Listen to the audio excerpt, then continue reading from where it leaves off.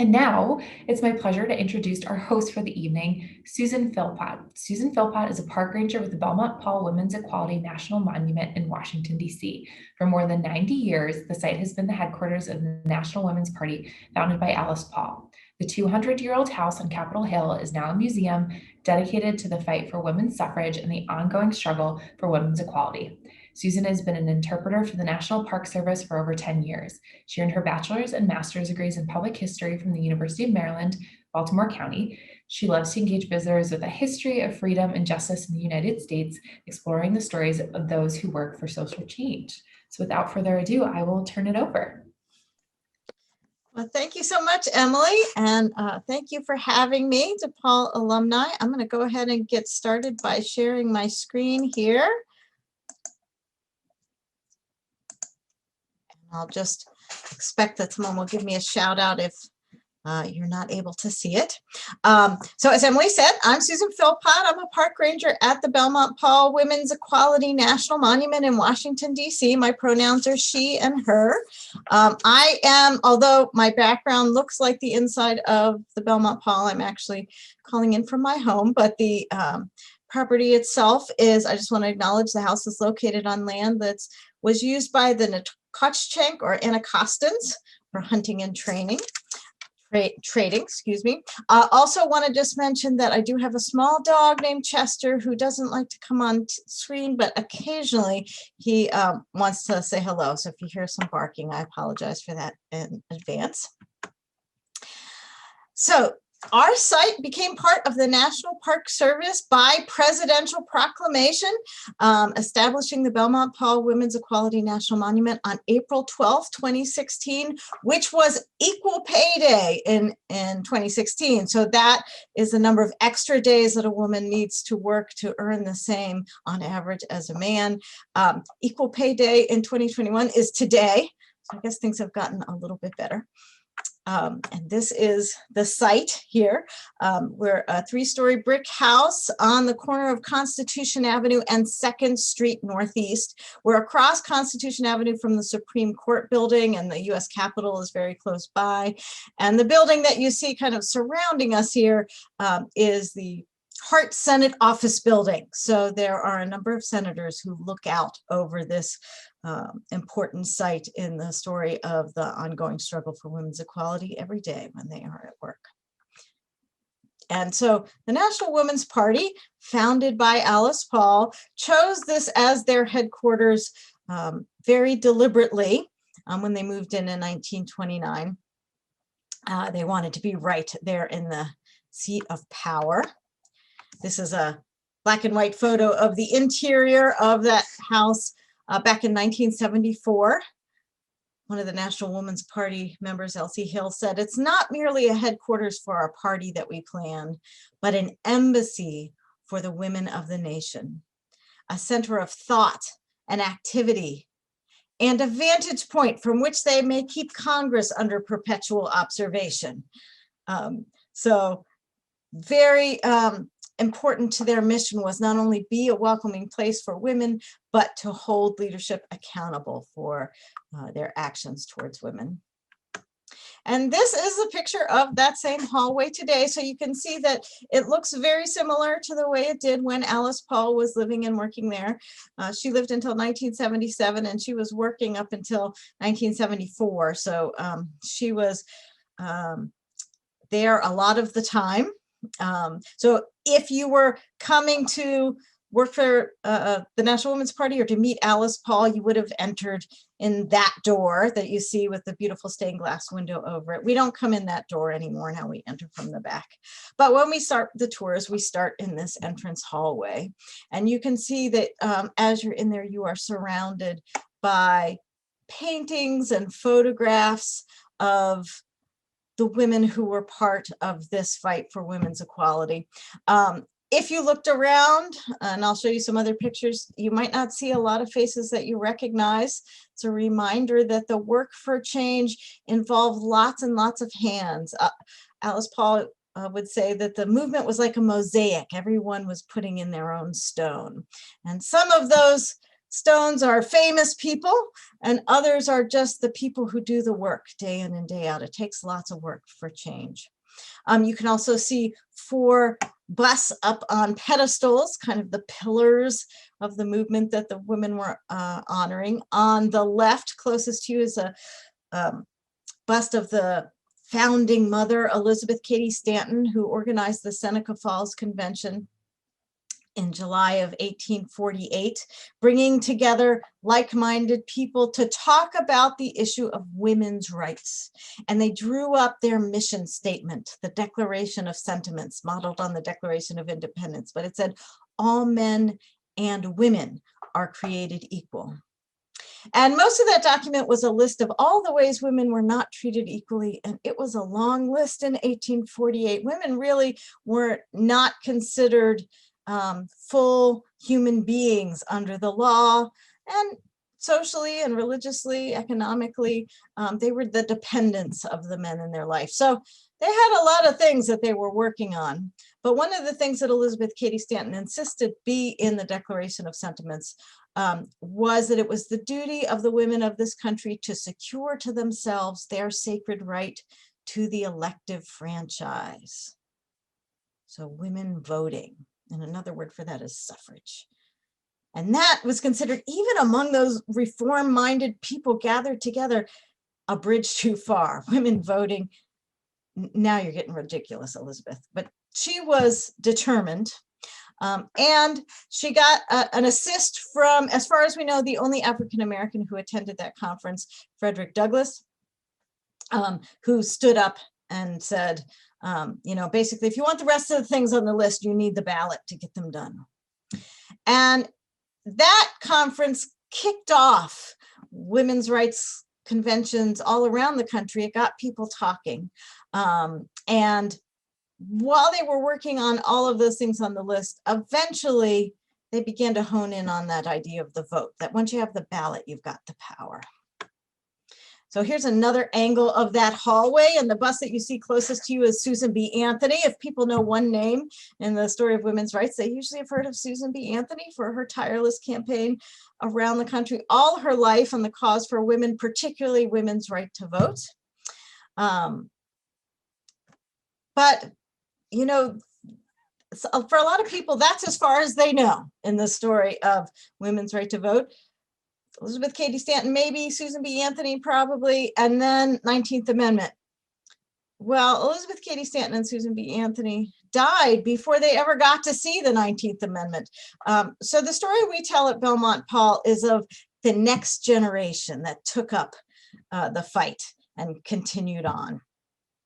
And one of those, and you can't see her very well here, this bust is of the Belmont of Belmont-Paul. That's Alva Vanderbilt Belmont, a very wealthy woman who in the early 20th century had gotten a little tired of this decades and decades long fight that she didn't think was getting anywhere, because the leadership that had picked up the torch from those original firebrand radicals, she thought were being a little too reserved, a little too concerned with being respectable and gracious. And Alva Belmont wanted to stir things up a little bit. And so she found a kindred spirit in a young suffragist named Alice Paul, and became the main benefactor of all of Alice Paul's work. So while we're not going to see any more pictures of Alva as we look through, just know that whatever you see happening, it's usually Alva Belmont's money that's helping to make it happen. If you can see that statue kind of farther away that is of Joan of Arc, that was a statue that Alva's husband gave her because he thought she was a warrior like Joan. And so it's here in the museum to remind us that this is the space for warriors. And now here you can see closest to you the bust of Alice Paul. Now this wasn't here when Alice Paul was here. She wouldn't have put herself up on a pedestal like that. She was younger than Alva, so she was like, this is like the third generation really. And not nearly as wealthy. She was a Quaker like Susan B. Anthony, so a little plainer in the way she spoke and dressed, but she was very determined and single-minded. She also had the kind of personality that got other people fired up. If you look around at the rest of the pictures on the wall, you see when the kind of women who have oil portraits done of them are not always the kind of women that you might imagine would be radicals. And maybe they were comfortable and not really wanting to step out of their place in society. Alice got people believing that they could do things that they never thought themselves capable of doing. And she was great at political strategy, knowing how to keep people talking. And so we're going to talk about that as we go through. You'll also notice throughout the pictures of the museum, these great big mirrors. This mirror here in the entranceway, you'll notice has a sticker on it that looks like a frame. So when you come to visit the Belmont-Paul and you stand here in the Hall of Portraits and you look in that mirror, it will look like your picture is also framed on the wall. And the little caption underneath it says, "See yourself here." And the idea behind that is that what these women who fought for change had, you have it too. You've got one of those stones that you can put in the mosaic to work to make things change. And if you were to stand here and look at yourself in the mirror and see, I don't look like any of these women in this hallway, well, that's an important part of the story too. Who's pictured here and who's left out? So think about how you might be like the suffragists as we go through. What have you got? What's your stone to put in the mosaic? Okay, so this is looking into the first room that we walk into, the Origins Gallery, that's looking at how Alice Paul got involved in the fight for women's suffrage and how the National Women's Party got started. As you first walk in, you can see this cape and cap here that is one of the costumes that marchers in a demonstration would have worn. The colors are a little washed out, but it's the colors that became the signature look of the National Women's Party: purple, white, and gold. And then also there's two prized items in the National Women's Party collection. On the left, there is a desk that belonged to Susan B. Anthony here in her DC office. It was in the possession of her longtime secretary, who gave it to Alice Paul in 1913, which was a way to sort of say, you are taking up Susan's work, which Alice Paul definitely thought she was doing. Now, some of the other women suffragists who knew Susan B. Anthony would dispute that claim, but that was what Alice Paul would always say, that she was carrying on the work. And then next to that is a chair that belonged to Elizabeth Cady Stanton. And it was a gift from her daughter, Harriet, who was also a member of the National Women's Party and a suffragist and labor leader in her own right. And here you can see a group of the National Women's Party members posing around Susan B. Anthony's desk, which they've taken outside. So that gives you a sense of how they drew inspiration from it. This is Alva Belmont sitting down next to it and Alice Paul standing to the other side. So even though Alice Paul laid claim to her as the successor to Susan B. Anthony, that's not how she got involved in the fight for women's suffrage. She got fired up when she was a young graduate student in England and encountered the militant suffragettes led by Emmeline Pankhurst and her daughters. And like the suffragists in the US, they could give impassioned speeches and they could organize, but they didn't think anything was going to get done by talking about it, by giving speeches or writing editorials. They thought, if you want change, you got to cause trouble. Their slogan was deeds, not words. And so they organized massive demonstrations that were meant to be disruptive. They showed up where politicians were speaking and heckled them and interrupted them. That is not the way women are supposed to behave. They broke into places where women weren't allowed and demanded to be included. Basically, they made it so they couldn't be ignored. And for all of these behaviors, as you can imagine, they got arrested. On the right there, you see Emmeline Pankhurst being arrested, being hauled off. And they did do things as the movement continued, like breaking windows and setting buildings on fire and other acts of vandalism. They weren't ashamed of having gone to prison. They actually wore it as a badge of honor. And so when Alice Paul joined in, she got arrested along with the British suffragists. Excuse me, they called themselves suffragettes, as you see in the caption there on the left. In America, women preferred to be called suffragists. They thought suffragette was demeaning. And also, they didn't want to be associated with those radicals in Britain. Alice Paul jumped in. She went to jail and started the new technique these suffragettes had started using in prison was going on a hunger strike. And she was subjected to being force-fed, which is just a brutal procedure. And it was really a devastating thing to go through, both physically and emotionally. And word of her exploits in Britain got carried in the US paper. So when she came back to the United States, she was kind of a celebrity. There was a group of reporters waiting to meet her when her ship came in the dock in Philadelphia. And they wanted to know, Miss Paul, are you going to join the American women's suffrage movement? And she said, I didn't know there was an American women's suffrage movement, which probably didn't go over very well with the American women suffragists. Oh, I forgot to mention, while she was in a London police station, she met Lucy Burns, who was also an American who was being arrested. They became lifelong friends. Every time there was something really daring to do, Lucy was usually the one out there in front to get it done. So Alice Paul returned to the US to finish her PhD and then got involved in the suffrage movement. On the right here, you see some of the suffrage leaders at the time. In the middle here, the shorter of the two in the middle, that's Anna Howard Shaw, who was the president of the National Women's Suffrage Movement at the time. The organization had kind of an awkward name. It was two organizations joined together, the National American Women's Suffrage Association, or NAWSA, and AWSA. Anna Howard Shaw was the president at the time. She was a very charismatic speaker, although not as great an organizer. Next to her is Carrie Chapman Catt, who was the better organizer and political strategist. She would take over NAWSA in 1915 and really see things through to the end.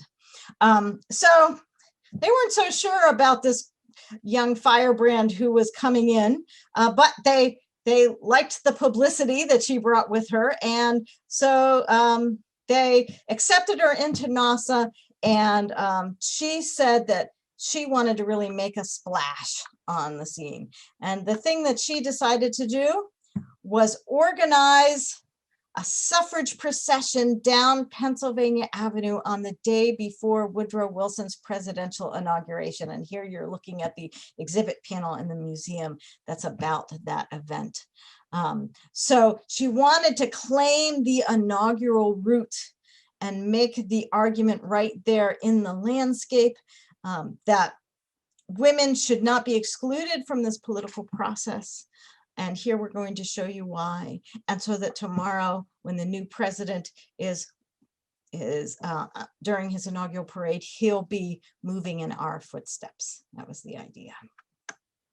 And so they gathered thousands of women from around the country, huge organizing feat to get women representing their states or their universities. Here you see in the bottom left corner, you see university women lining up from Bryn Mawr and Wellesley in their cap and gown. They had floats, they had bands. In the upper left-hand corner, you see the leader of the procession.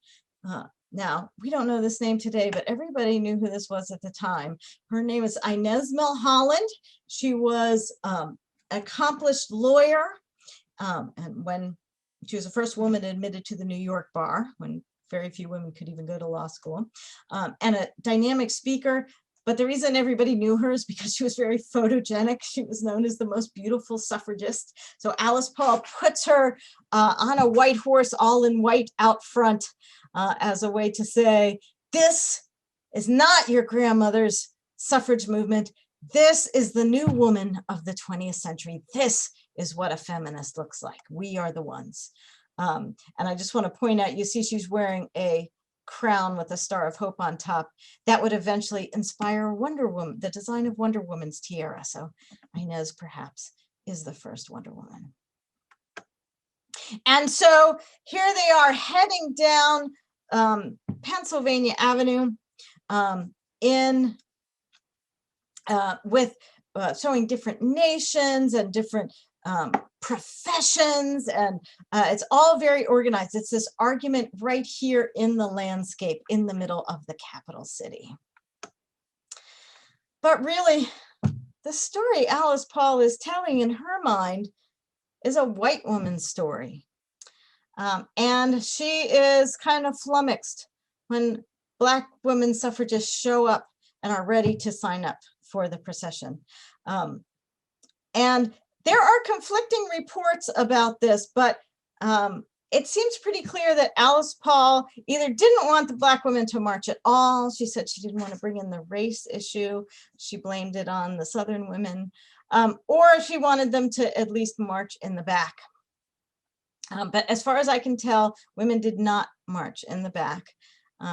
They demanded to be included where they belong. On the left, you see the founders of a new sorority at Howard University, Delta Sigma Theta.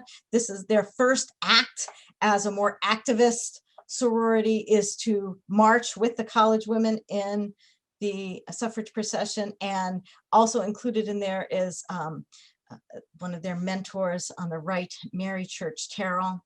And Mary Church Terrell is really known internationally as a civil rights activist and a woman suffragist. She speaks several languages, so she travels and gives speeches around the world about the importance of women having the right to vote.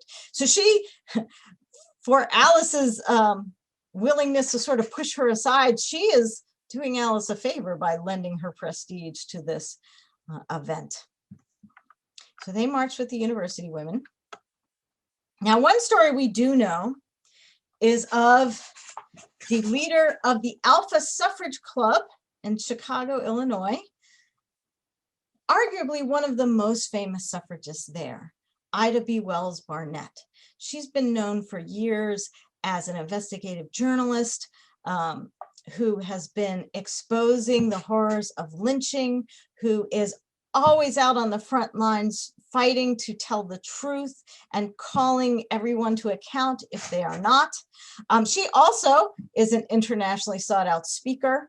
And she has recently formed the first Black women's suffrage club specifically for the purpose of winning women's suffrage. There were lots of Black women's clubs. In fact, Mary Church Terrell was the first president of the National Association of Colored Women's Clubs. It's sort of a national organization to organize those Black women's clubs all over the country. But Ida is president of the Alpha Suffrage Club.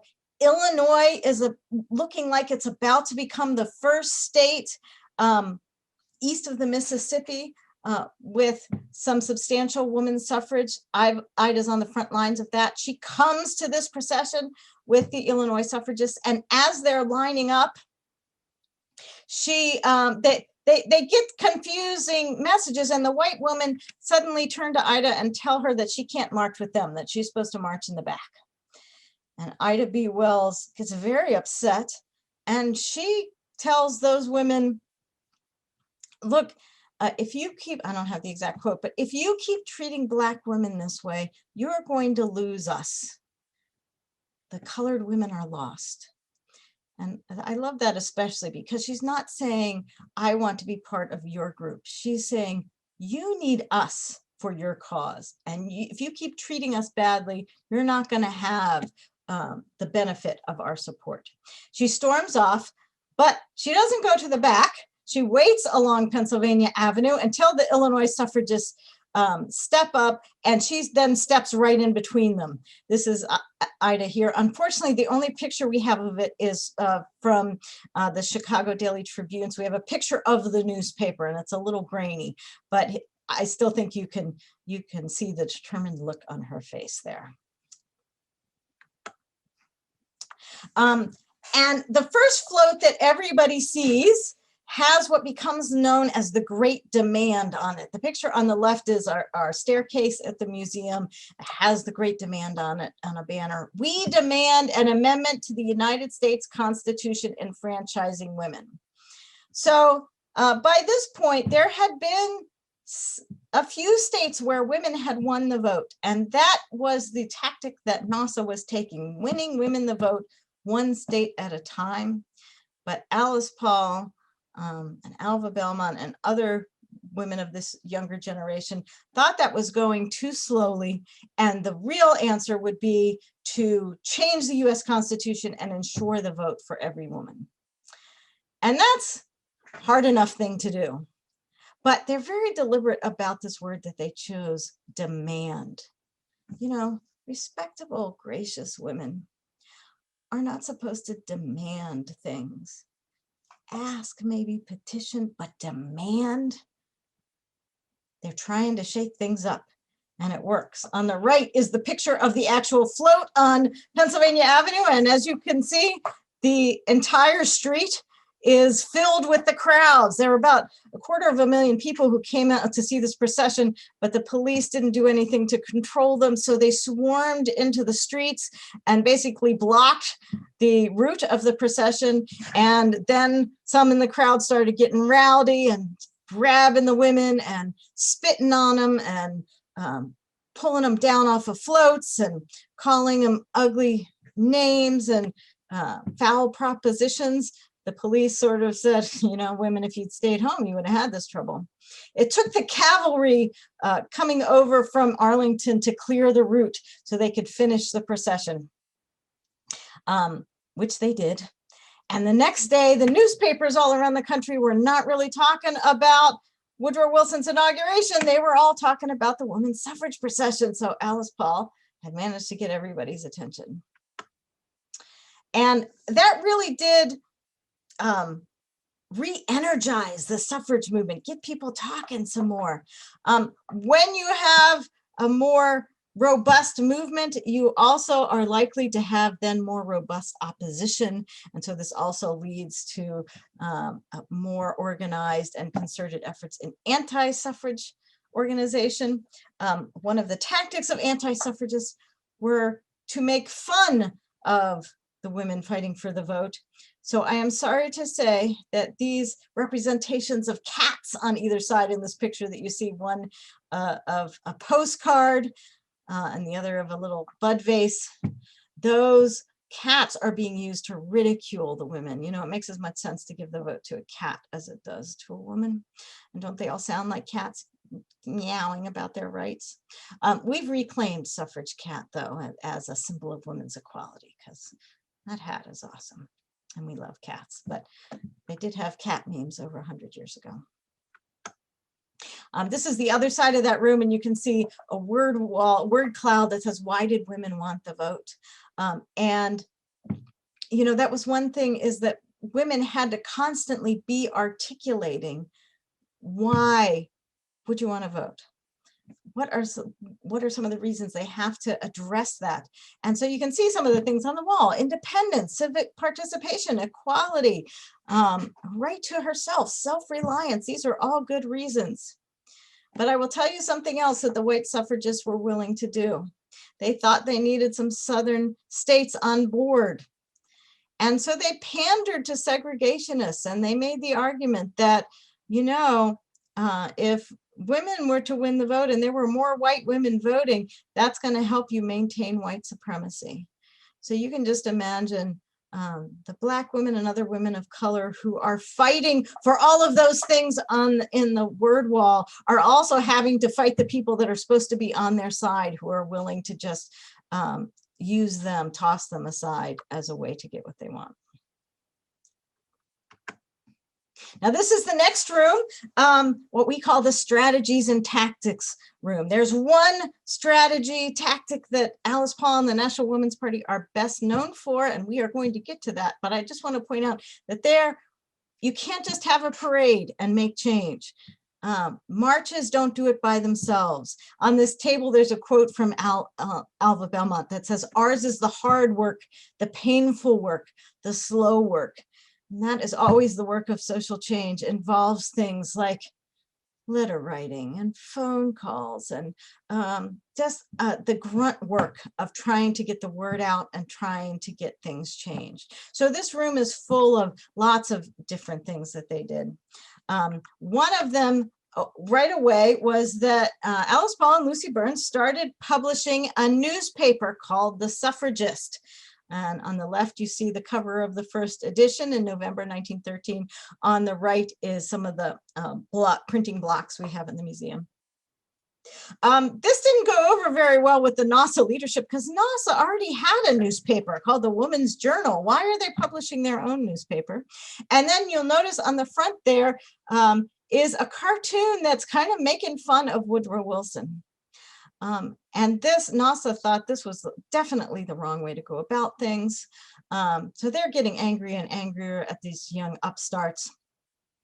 You're burning the bridges that we've worked so hard to build. You're throwing our respectability in the trash can. Who do you think you are? And by the way, that all that money that you're raising, how come you're not turning it over to us? Why do you think you can spend it however you want? So very quickly, Alice Paul and Lucy Byrne break away from NASA and form their own organization. At first, they're called the Congressional Union for Women's Suffrage, and then later on, they changed their name to the National Women's Party. So that's the story that we tell in our museum. You should know, though, that they're always the much smaller group. NASA is the larger, the better funded, the more influential, but what the NWP is missing in size, it makes up for in spirit and spunk and being willing to cause trouble. Another thing that Alice Paul and Lucy Byrne have are their own political cartoonist, Nina Allender. She was a classically trained artist and painter, but Alice Paul, who was always good at getting people to say yes to whatever she was proposing, convinced Nina Allender to become a political cartoonist, which she said later was one of the most liberating things of her life. And so these cartoons are another way to sort of counter that anti-suffrage message that, you know, real women don't want to vote. This is just a bunch of ugly old hags bitter they couldn't get a husband. And so the Allender girl, as she's known, was young and attractive and stylish, and she's out in public, which we don't realize now how transgressive that was, to be a single woman out having opinions and out in public. That was considered not appropriate for women. But you saw these women in the cartoons doing those things and getting messages out, and that sort of made your argument without you having to do it with words. This is another one of Nina Allender's cartoons, the symbolism and the story going on here with the poor voteless Cinderella needing a constitutional amendment to liberate her, but it's a pumpkin, and those rats in the House and Senate aren't doing anything. We need fairy godmother Wilson to wave his magic wand to help us. Because if you want to change the US Constitution, you got to get it passed through Congress. And they believed that Wilson, as the president and leader of the party, had the ability to make a difference, and he was refusing to. So they're making fun of him a little bit too. And so they had to lobby Congress, and they became excellent lobbyists. You see on the left, one of the NWP members with a huge wall chart, charting where every member of Congress stood on suffrage. And on the right is an example of one of their voting records cards. They were the first ones to do this, to keep detailed records of every contact they had with every member of Congress, and not just about where he stood on suffrage, although that was important. They found out about his family, about his donors, about his golf club, and they could mobilize their social networks to send him a ton of letters if they needed to. And it was a little disconcerting to these members of Congress that these women knew so much about them. They didn't collect any kind of scandalous information, but of course the congressmen didn't know that. what do these women know about me? And why are they calling my wife? That became known as the Deadly Political Index because they had the goods on everybody. And they decided to go around the country and appeal to women who had the vote. So by the 1916 election campaign, there were 11 states where women could vote, all in the West. And Illinois, women could vote for president and for some local positions like aldermen. So they went to all the women who had the vote and said, women, you have the power the rest of us don't have. Use your vote to vote out the Democrats because they are the ones in power and they're not getting it done. Vote against Wilson, vote against the Democrats. We demand this amendment to the United States Constitution. This is also considered really transgressive. Women are supposed to be above partisan politics. This is really sullying them to be campaigning. They couldn't campaign for anybody. They campaigned against the Democrats, though. And this is Lucy Burns right here, out on the road on the suffrage special. And they really are showing women to be a political force, but they are not successful in defeating Wilson. So they decide that now they needed a new tactic. Now if Wilson's reelected and he's going to continue, now we need to take the battle right to Woodrow Wilson's doorstep. So in January 1917, they started the tactic they're best known for. They began to picket the White House. You see, this is the first picketers getting ready to head out. It's black and white, so you can't see, but their sashes and tricolored banners are in their signature colors, purple, white, and gold. Here's one of the sashes in our museum. So they don't have any words on them. You just knew if you saw that sash that was a suffragist, and probably one of those militant, crazy suffragists too. And so they also carried banners that often used Woodrow Wilson's own words against him. Mr. President, you say liberty is the fundamental demand of the human spirit. Mr. President, how long must women wait for liberty? And here in the museum, you can stand in one of those mirrors and it looks like you're holding one of those banners. And you can also see some of those original banners in the museum. Mr. President, what will you do for women's suffrage? And this one's my favorite. The young are at the gates. It's not, we are the new generation. The story that the anti-suffragists is telling you are not true. We are the new generation. We're educated, we know our own minds, and we are demanding to be heard. And so they're out there in all kinds of weather, day after day for months. And Mary Church Terrell lends her prestige to them again, even though it's even riskier for her. She and her daughter Phyllis show up several times to picket with the women, with the National Women's Party, and give her respectability to their movement.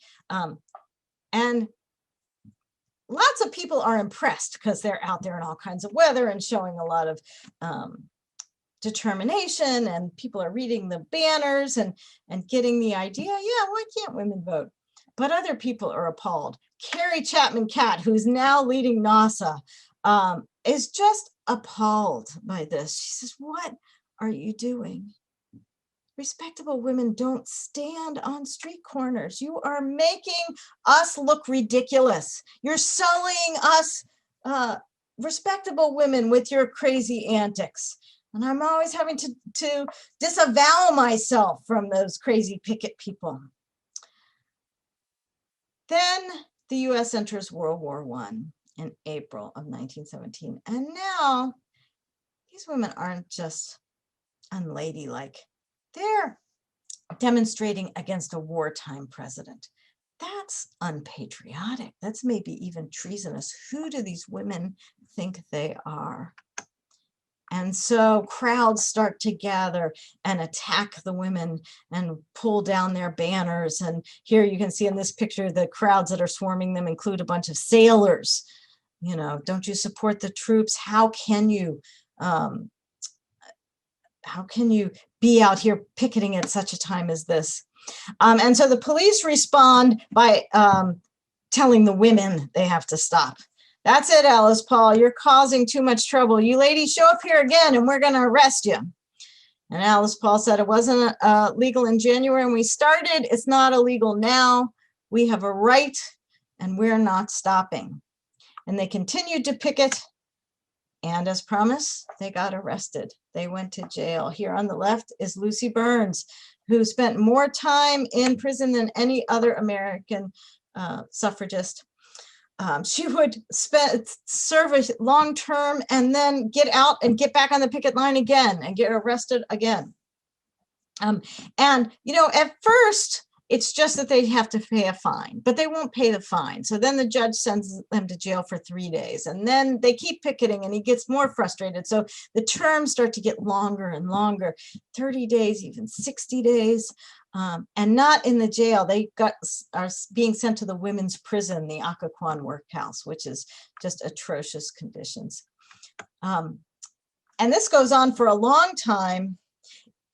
In October, Alice Paul decides she has to be the one out on the picket line, which is really dangerous. They're gunning for her. And this is her heading out to picket. Her banner says, "The time has come to conquer or submit. For us, there is but one choice. We have made it." And that is a quote, maybe you can see, from President Wilson, explaining his reason for the US going to war. And Alice Paul is using those same words to show her determination. Her sentence is 7 months, and they try to send her to the insane asylum because this woman must be crazy that she won't stop this. Luckily, the doctor won't commit her, which was unusual, actually. Women got committed all the time for causing trouble, for being a problem. But the doctor just said she's not crazy. She just wants to vote. But the women start to protest their conditions through hunger strikes, just like in Britain. And just like in Britain, the response is force feeding. Here's Lucy Burns describing force feeding. "I was held down by 5 people at my arms and head. I refused to open my mouth. Dr. Gannon pushed the tube up my left nostril. I turned and twisted my head, but he managed to push it up.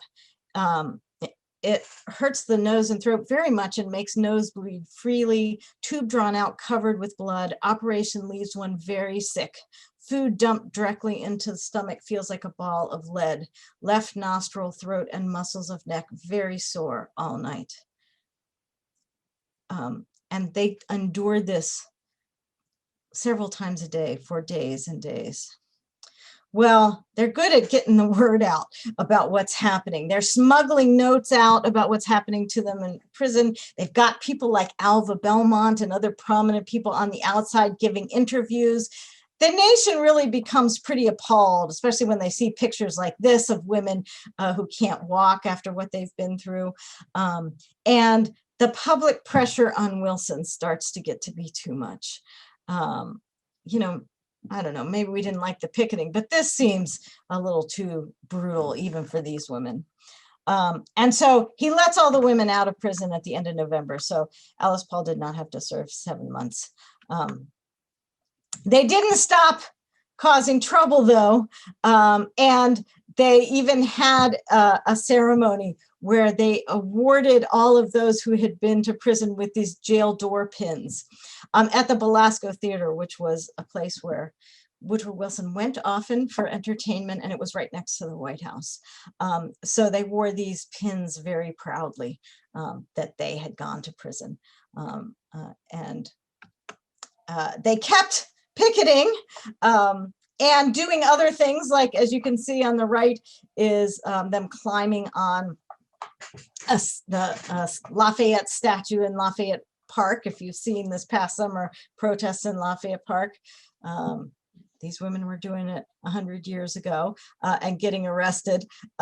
One of them said, you know, they always told me that since I was a woman, I should be put up on a pedestal, but the first time I tried to climb up on a pedestal, they arrested me. And the one on the left says, President Wilson is deceiving the world when he appears as the prophet of democracy. So that's some pretty strong word. You can see on the left what they're doing there is lighting watch fires.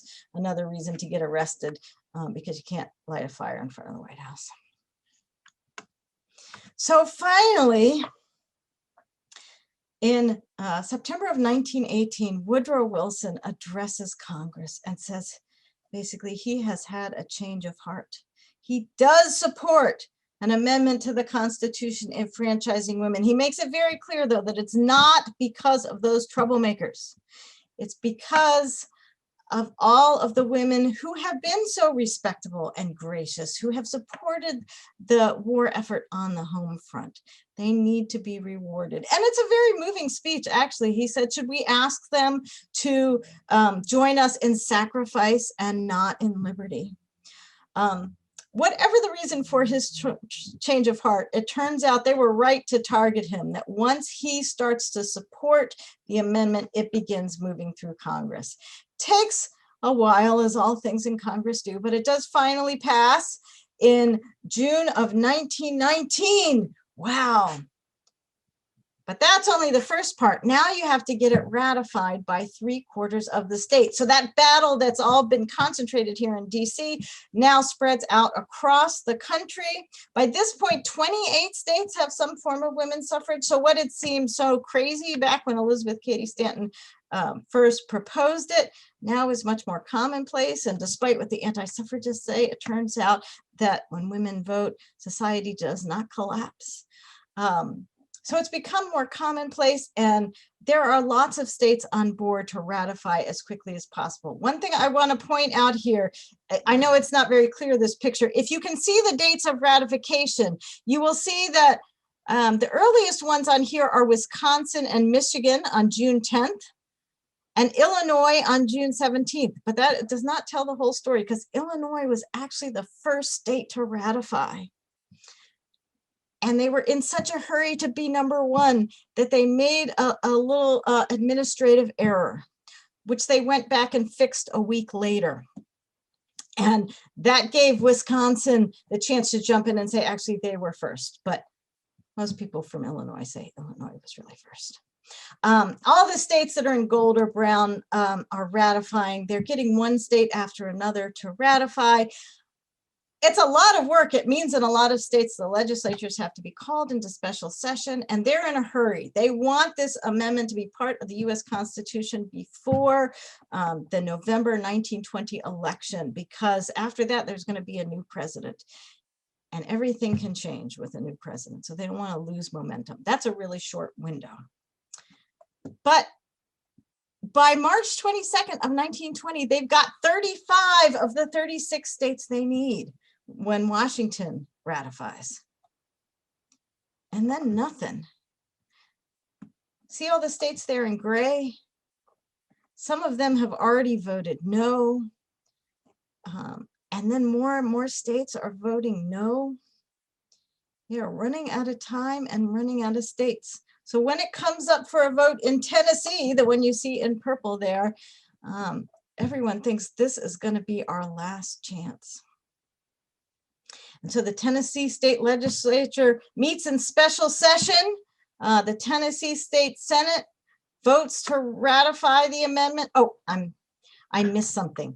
Before I go, let me just mention that they were keeping track, the National Women's Party was keeping track of all of those states ratifying. They transformed their suffrage banners into ratification banners.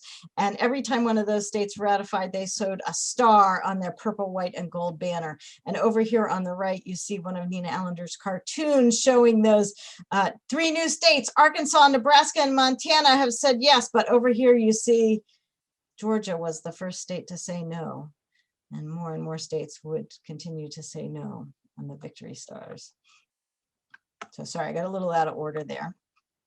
Also, I want to show you this, this picture of the National Women's Party's office down in Nashville. to show you that there are lots of women that are down there keeping up the pressure, keeping up the lobbying, not just National Women's Party, but Carrie Chapman Catt is also down there lobbying and trying to get the votes in Tennessee, because often this story gets attributed to one woman. And while that one woman was very important, I wanted to point out that there are lots of other people behind the scenes doing the work as well. So the Tennessee State Senate votes to ratify the amendment. And then it moves to the Tennessee State House and they have a vote and it's a tie. Oh, we're so close. We're so close. Now we just got to get one guy to change his vote. If you want to read about the great drama down in Tennessee, Elaine Weiss's The Woman's Hour tells the story in great dramatic detail. So they're going to take another vote. And one of the things that all the women that are down there are doing is giving their supporters ways to show their support. And it's not just the suffragists, the anti-suffragists are down there too. So both sides are handing out roses. So when they gather together, if the legislature is wearing a yellow rose, that means he's a suff. He's going to vote yes. But if it's a red rose, he's an anti. He's going to vote no. And if you were standing there in the chamber that day and counting up roses, you'd say, well, we're about to have another tie. Nobody changed their vote. Harry Byrne, the youngest guy there, who's only 24, he's the one on the left here. He's wearing the red rose of an anti, but he's also got a letter in his pocket that reads in part, hurrah and vote for suffrage and don't keep them in doubt. And it's signed, don't forget to be a good boy. Lots of love. You guessed it, Mom. And this is Mom over on the right, Feb Byrne. And Harry was a good boy and listened to his mom, changed his vote. That was the one vote that made the difference. Tennessee became the 36th state to ratify the amendment. August 1920, 72 years after the Seneca Falls Convention, the women of this country had secured to themselves their sacred right to the elective franchise. That vote happened on August 18th. There was some more political maneuvering, but finally the amendment became part of the US Constitution on August 26th, 1920. And now we celebrate August 26th as Women's Equality Day. Although, of course, women didn't win equality in 1920. They just won the vote. The vote was not the end. The vote was just the beginning. Here's Alice Paul unfurling that completed ratification banner over the balcony of their headquarters, which is not the one we're in now. That was one up on Lafayette Square in Victory. Now, there are plenty of women, Lucy Burns is one of them, who said, I am done fighting. That's it. We had a victory and I'm done. But others, like Alice Paul, who said, now that we've got the vote, now the real work begins. Now we have to start fighting for all those other things on the Declaration of Sentiments. Not much had changed in 72 years. So they started using their skills as lobbyists and getting out and working to get laws changed. All the places where women were treated unequally under the law, they were going to fight to change those. This is them all, a group of them all having gotten their lobbying assignments, about to head up to the Hill. And immediately they started encouraging women to run for office. It's not enough to be casting a ballot. You've got to have your name on the ballot. And when you come to the museum, you can stand in this mirror and see, I will run for office. And I think that is so important, that women started voting. Maybe it took a little while to think of themselves as voters, but it's taken much, much longer to think of themselves as candidates. That if you want change, you got to be in the room where the decisions get made. As Shirley Chisholm, the first African-American woman to get elected to Congress, would say, if they won't give you a seat at the table, bring a folding chair. You got to get your voice heard. And there was one other thing that they decided to do. The National Women's Party went back to the idea of amending the US Constitution, this time not just for the vote, but this time to get full equality in the US Constitution. They are the ones who wrote the Equal Rights Amendment in 1923. It's been around that long. Equality of rights under the law shall not be denied or abridged by the United States or by any state on account of sex. And it took them 49 years to get it passed through Congress. But that's as far as the victories went, because they have not been able, the amendment passed with a time limit on it, and they couldn't get the needed 3/4 states ratified in time for the time limit. And so there is still no Equal Rights Amendment in the Constitution. And afterwards, if anybody wants to talk about the ERA a little more, we can do that too. Here's something the National Women's Party didn't do. They did not support efforts to get rid of barriers to voting. So basically, once white women were able to vote, they weren't willing to use their voices to support women of color who were facing violence and facing oppression, facing poll taxes and unfair literacy tests. Native American women who had to fight just to become citizens. These were all things they could have done, and they didn't. And these are still things that are issues when it comes to voting. So one of the reasons I love telling the story is a lot of times people don't know the story. They might have heard of Susan B. Anthony, and they probably know there's something in the Constitution that says that women can vote.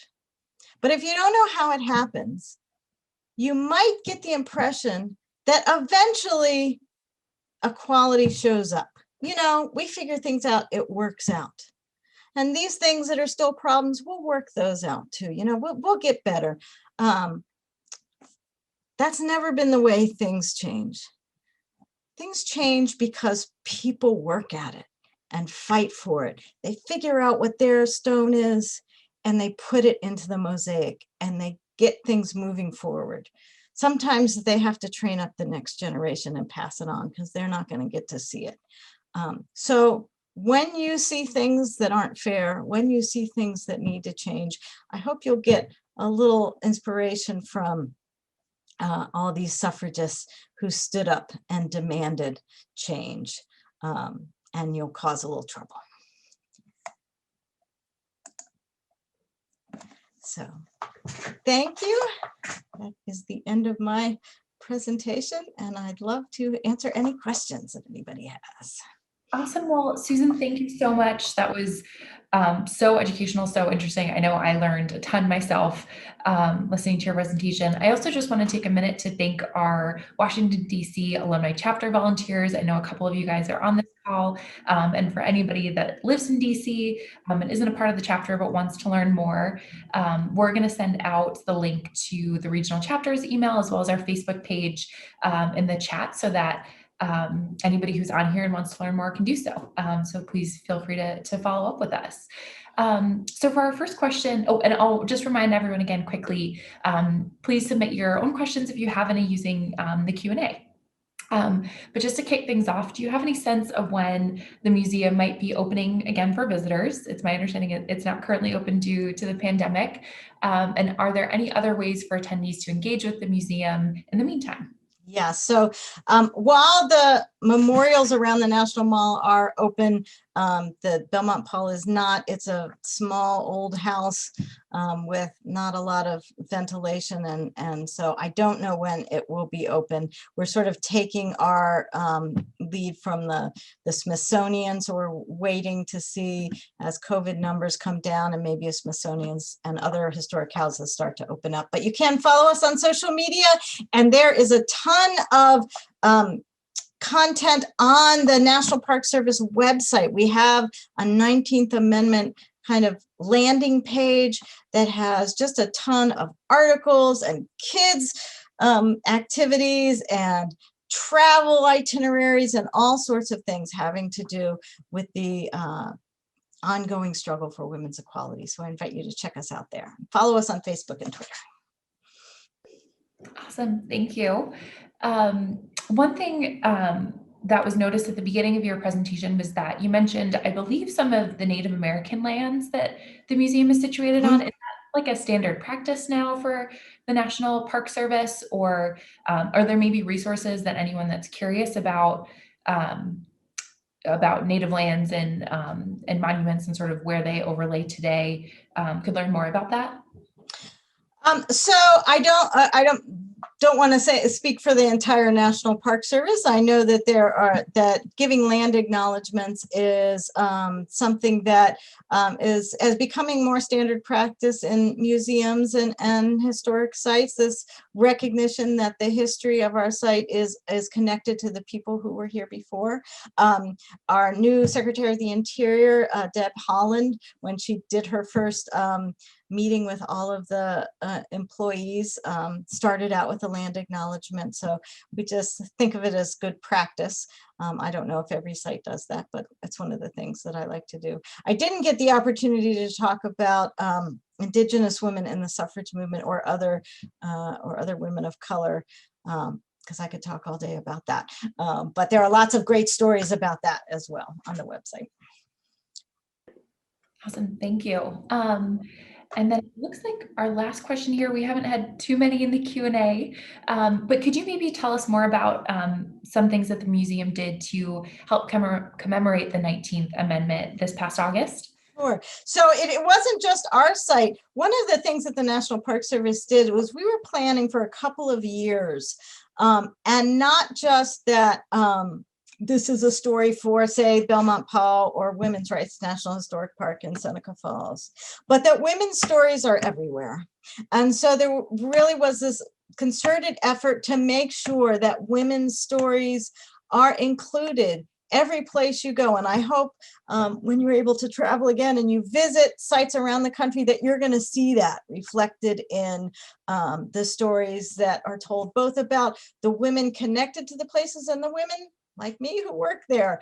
And the other thing is that we made sure that we were calling it a commemoration and not a celebration, because as part of marking this important moment in the expansion of civil rights in America, we recognize that not all women were included or included equally.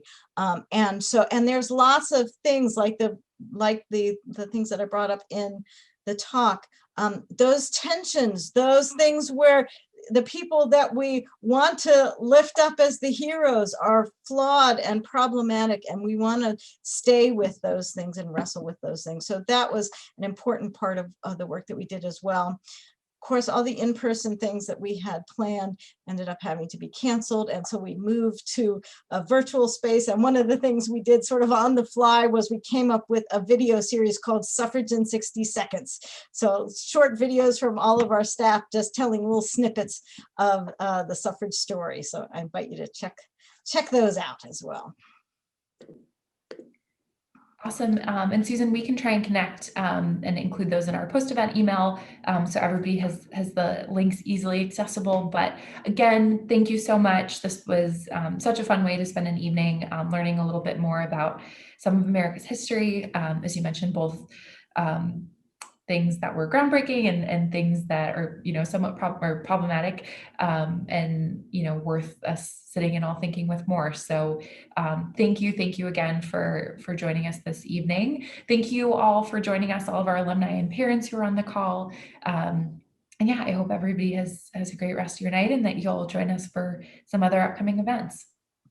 Thank you.